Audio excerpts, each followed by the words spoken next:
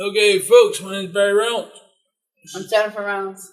This is a Gateway Gamer runs through on board games. Number 3? Yes. 3. Okay, now before we get started, a couple things about some crowdfunding things. I recently did a preview for the Pecco Game Lines by Chris Hanby, which is now on Kickstarter. They got a couple weeks left. You know, if it's something you're interested about, the videos are on the channel. I'll leave a link underneath in the description for the Kickstarter page. And another crowdfunding thing going on is Rodney Smith of Watch It Played is doing a fundraiser for his 4th season. Now, I personally think Rodney's one of the best at doing these playthrough videos where he teaches people how to play games, and then him and usually one or both of his children sit down and play the game, and people get to vote on what actions Rodney will take as one of the players. He's been doing this for a while, and he's quite good at it. He's already funded, but he's given away some cool promo cards for games from several publishers throughout the industry. Glad Hat, Portal Games, some for Pixel Tactics. And I actually thought the promo cards were pretty cool because they do have promo cards for Rodney and I believe Luca's son, but also Rodney's included the guy he uses for visuals on his channel and also the guy he uses for sound on his channel. I don't remember their names offhand, but I thought that was cool Rodney did that. So I'll leave a link underneath for his Indiegogo page for that. He's got over a month to go on that before he'll close that one out. He did a long campaign. So, back to my show and what I do. Well, first, Barry, I'd like to announce that I'm gonna kickstart Pierogies. Pierogies? Yeah, I just need $42,000. Just need $42,000. All right, I'll take $10. Well, whatever. Actually, Pierogies cost more than that to me.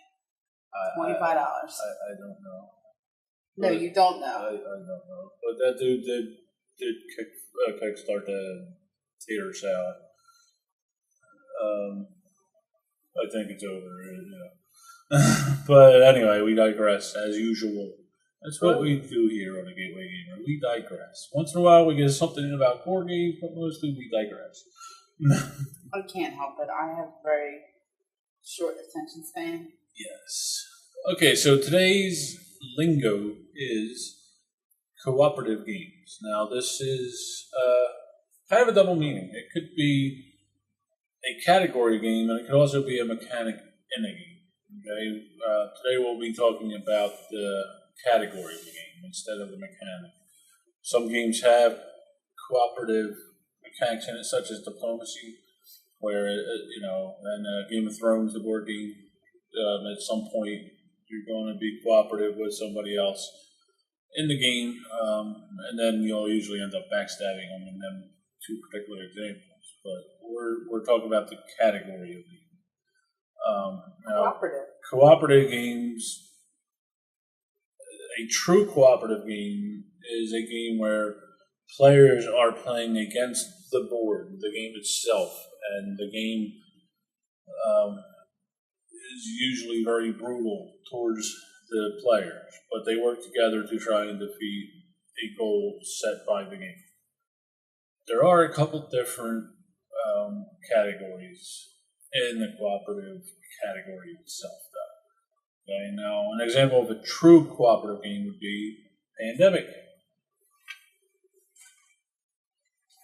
Okay, this in the base game, players are working together, playing different roles to try and rid the world of diseases. Okay, now that's in the base game. Now with the expansion, there's a couple of variations on the true cooperative version of the game, and we'll get into one of those variations in a minute. with like a subcategory to the category of cooperative games, which is semi-cooperatives, which I believe Dead of Winter is the best example of that I have played. In semi-cooperative games, players are playing together to defeat the game, but players can individually win according to some type of condition, whether it's a hitting goal or points or stuff like that. Other examples of the semi-cooperative type of game would be Castaways or Castle Panic. There's many others. Like I said, Dead of Winter, which we just recently got, I believe is the best example of that type of game that I've played so far. Yes, you helped me win the first game. And this could also be played as a fully cooperative game. Now, in Dead of Winter, there's a betrayer aspect of it, or there possibly is, depending on the outcome of it, along with one of the variations in Pandemic. Okay? So that leads me into the next category, which is one against many, which those two variations of Dead of Winter or Pandemic are a good example.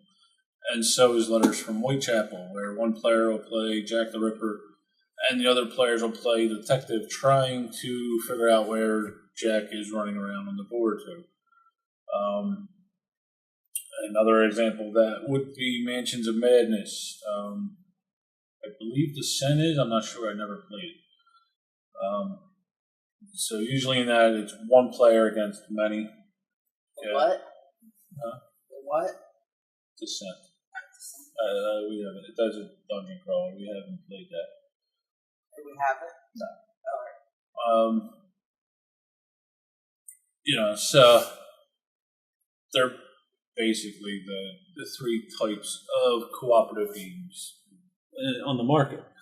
So Jennifer, what is your favorite cooperative game? I guess I like Dead of Winter. What was that? I like Dead of Winter. I did not realize you liked it that much. We've played that 3 times. We played it the full co-op mode and the the trader variation, semi-cooperative way several times. We have played. Well, I do like Pandemic. We haven't played it with the anarchist or whatever he is. The bioterrorist. But yeah, the bioterrorist. Yes, that's a trader mechanic in Pandemic on the Brink expansion. Now, we also have like Forbidden Desert and Forbidden Island. Out of those, I think Forbidden Desert is better than Forbidden Island. Yeah, it's a little more challenging. But another game we have with a betrayer is Shadows over Camelot. That's not here, it's done sure, but... See, and you said Mansions of Madness is cooperative, and technically is, but it's usually just you and I, so I don't think of that as a cooperative. Because I do that. Like, the same way. Yeah, and I said I don't think of that as a cooperative either, because it's just usually you and I. Yeah, but with more players. One player will be Jack, the other players will be the investigators, or one player will be whatever they call the bad guy in Mansions of Madness, and the other players are the investigators. Yes. Dungeon Master, Game Master, I forget what they call it, but so that is, one against all type of deal. Yeah, but when it's just the two of us, I don't feel that it's cooperative. But technically, sure. Freedom Underground Railroad is another one. Elder Sign is a fully cooperative game. Flashpoint, yes, that's actually, I like that one a good bit too. Yeah. I think my favorite... I guess Last Night on Earth could fall into that. That would be... No, that's usually 2 on 2 if you have more than 2 people. Well, no, it's... Depending on the number of players, it could be 1 against many, or it could be 2 against many. Right. They could break it up into teams. Well, yeah, so I guess we wouldn't specify that. And that depends on the player count. Battlestar Galactica is another one where, and that's a weird one, where you could start off as a fully cooperative game, and then there could be a betrayer right away, or in the second half of Battlestar Galactica, you could become a betrayer. And so that's kind of an interesting mechanic. It didn't really go over too well with our group. A little lengthy. I always. Jen's always the toaster. Yes. Yeah, because I go old school with my Cylons. Yes, you are. One of the reasons I like cooperative games, and some people don't. Then Jen doesn't get pissy when she loses. That's no, not necessarily. But that is one. Jen gets a little upset with the co-op games because they're usually very tough. I remember one game in particular. She said, "Why do you keep buying these games?" What were we playing? Flashpoint? No. Oh, Freedom Underground Railroad.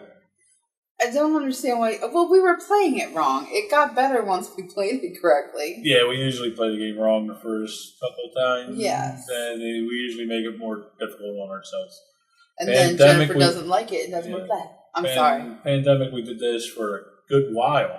House rules. Instead of just curing the 4 diseases, we were annihilating the 4 diseases and constantly thinking we were losing when we actually won. So we're didn't know it. Way more awesome than we thought. Yes. Now back to why I like co-ops. I think they're great for entry level games. They're great for people getting into the hobby because everything's out in the open. And either you win together or you lose together. In most cases, yes. And if a new player has a question, everything's open, so they can just ask or they can look and see what you're doing. Whereas other games, it's hidden information and stuff like that. Now, a lot of people don't like this. Usually they're more competitive than I am. Why are you looking at me? You should be looking at me. I'm sorry. But Jen does seem to like co-ops. I'm actually surprised Denwater is... Keep your hands above the table. It looks weird. One of your favorites right now. What, you're surprised that I really like Dead of Winter? Yeah, I am actually. I like it. There's zombies, and the box is pretty shiny. Yeah, but the theme of Dead of Winter doesn't... The zombies are there. I was worried about that. They're there, but they're not a huge part. They're like in the background. They're not a huge part of the game. But I've been trained because I read Max Brooks' book. Oh, no, not that one. Survivor's Guide. Yeah, the Zombie Survival Guide. Yes, Jen's always talking about the zombie apocalypse. I know it's not really going to happen, but I like to mess with that. I'm not sure, folks. I'm not sure. But we do need more guns. So, why else do you like co-ops? Well, which category of co-op do you like? Do you like the full-on co-op, or do you like Dead of Winter, the semi-trader possibility ones, or the one against many? Which one? When we did it with the Secret Agenda, the first time I won. Yes. And you two didn't. You and my mom didn't. No. It was harder when it was just the two of us. It seems harder in this just co-op game. Well, that's because the way the rules are shown. There's 2 different difficulty levels in the game. One's hardcore, and with a co-op game, that's what you play on. You play on the hardcore. Where in the semi-co-op version, you have a choice of either the easier side or the hardcore. But in the rules, it says when playing a cooperative game or with 2 players, there's a couple of rule variations with that too. But whenever doing a cooperative game, you flip it over to the hardcore side, which makes sense. If it wasn't, the game would be a little too easy for a straight-on co-op. Yeah. Shiny box. Yes. Although, playing the game, we have yet to play with a betrayer. That's true. Yeah. It may change how I feel about it. I think it will if you are the betrayer. I like being sabotaged. Yeah, but it'll be tougher for a betrayer. We haven't exiled anybody either. We really haven't played that much. I do like it. No, we played it 3 times? 3 times. Yeah, but... My mom really liked it, which... Yes. But we digress. This isn't an infomercial for Playdate. It is a good game, though. You're right, because I'm bad at them because of that whole interview thing. So back to co-ops. Why do you like co-ops? Pretty boxes. Pretty boxes? No, I like it because then you're right about you basically get to help other people. And then, people that don't board game as much as you, which I'm sure you're shocked there are people like that. I don't board game. When you win or lose as a group, then they don't feel as bad. Yeah. What do you mean don't board game as much as me? There are people that don't play as many board games as you. You do suffer from BGO. BGO. Board game obsession. Not obsessed, I'm just highly interested. No, honey, you went past highly interested like eons ago. It was a hobby, and then it was a passion, and now it's an obsession. It's just a highly interested thing. Oh, highly interested. So if you couldn't buy another board game ever, you'd be okay? Not right now. Why? What's coming out that you don't know? About 4 more games. 5 more games from now. You lie. You lie like a rug. I got a couple of Grail games. Grail? Yeah. What are Grail games? Games I'll probably never get because they're out of print, stuff like that. Oh. Yeah. Oh, like Holy Grail. Yeah. You could explain these. That's just another term I don't know. Yeah, and that's why we do on board games. Well, another reason I like cooperative games is most of the time they're puzzles, and one of the reasons I like gaming in general is puzzle. It's a mental puzzle. You said that before.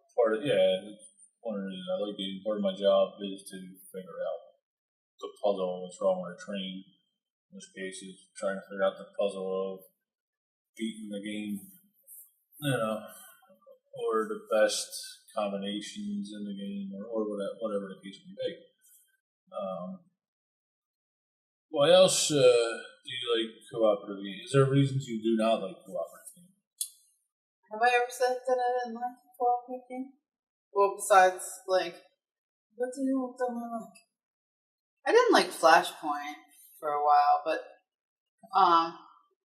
because I think you just came alpha gamer with that. So really, I wasn't playing anything. You were just telling me what to do. Well, yeah, with that one particular game, and that is something that happens a lot with co-ops, where you have the alpha gamer thing, meaning one player will take control and dictate what goes on. And with that game in particular, I didn't even realize I was doing it until Jen pointed it out much later on.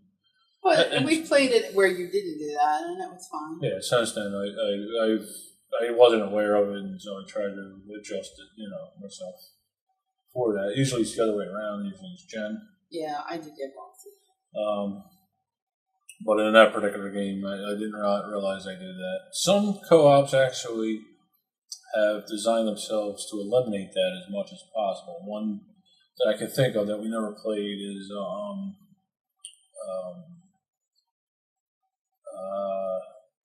Stronghold makes it. Space Cadets. Oh, I play that all the time. Yes. No. We've never played that.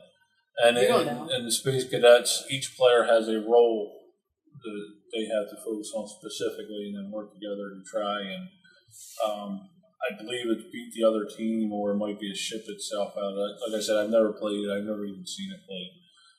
It's just, I don't think my group would ever get it out. It just needs too many people. But some co-ops, like that one, for instance, do try to design the alpha gamer out of the situation. So that is one bad point on co-op games. Anything else about co-ops ever? I don't think so. Do you think I have anything else on them? Well, one of your favorite games was a co-op that mentioned the madness. Yeah, but I don't. Like I said, I don't feel that it is because it's just the two of us, and you're the bad guy, and I'm the investigator. Yes, I've never played the investigator. You did once, and He didn't like being the bad guy. But you weren't good at being the investigator either. So you didn't know how to play them. Okay. So that's it. That's co-ops. What are your thoughts on co-ops, folks? Leave some comments on how you feel about co-ops. Whether you like them, whether you dislike them, your favorite ones. Some of your viewpoints. That's basically why I started this segment. I want to try and get the community, the viewers, more involved in the channel. So that's part of the reason I went with on board gaming. One reason was the lingo stuff and just different topics that came up. I was interested to discuss with Jennifer on camera, so we could digress. I like digressing. 10 or 15 minutes in front of you people, so you know I'm watching this. Let me know if you want me to kickstart pierogies. Alright, they're really good. So that was on board games number 3. 3. I could do butter cake too, or fish chicky. Barry calls it Christmas options. I'm digressing. They're digressing. All right, so thanks for watching. Get gaming and have fun. Thanks for watching. See you next time.